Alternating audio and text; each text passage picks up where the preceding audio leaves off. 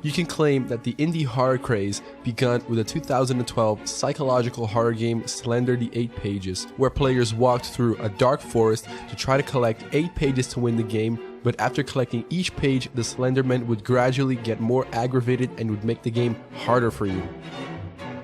It is a fact that countless other previous games like Silent Hill or Resident Evil were more genre-defining than Slender. It was mostly because of Slender that the indie horror craze began, and so many games used the same put the player in a dark environment with a flashlight and have spooky entities haunt or chase you formula. Before we start talking about how to make the player scared, we gotta first know what being scared is. Being scared could be defined as to feel frightened and worried that something undesirable will occur or be done. Once we establish that our well-being in the game is important, we get a general sense of protecting the character's well-being for you to be able to progress through the game.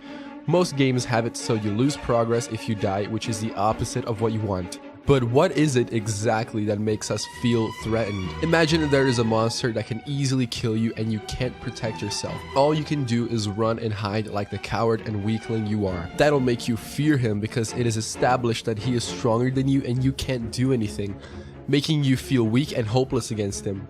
But now, imagine you have a 12-gauge shotgun that can easily kill this monster. Suddenly, all sense of fear is gone because you no longer feel threatened and you understand that you can kill him with ease. The first example is what games like Resident Evil or Alien Isolation do with their enemy.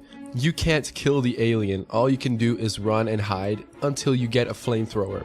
But that only spooks the alien, but you still feel comfortable and stable once you are wielding the flamethrower, ready to burn the alien. In Resident Evil 7, you spend a lot of time running from Jack Baker, since it is established that killing not only Jack but the entire Baker family won't be easy, which is why I mostly recommend people to play horror games on harder difficulties because it amplifies the threatening feeling, making you even more scared of the enemies. To circle back to Slender, you never kill the Slenderman in Slender. All you can do is run and hope he doesn't kill you, which he can very easily do, thus making you feel weak and useless against him. Let's talk jump scares. I believe jump scares can be effective in a lot of ways. You can craft clever jump scares by having them mean something to the plot or progression of the game. For example, after the garage fight with Jack in Resident Evil 7, you spend a good time thinking he's actually dead.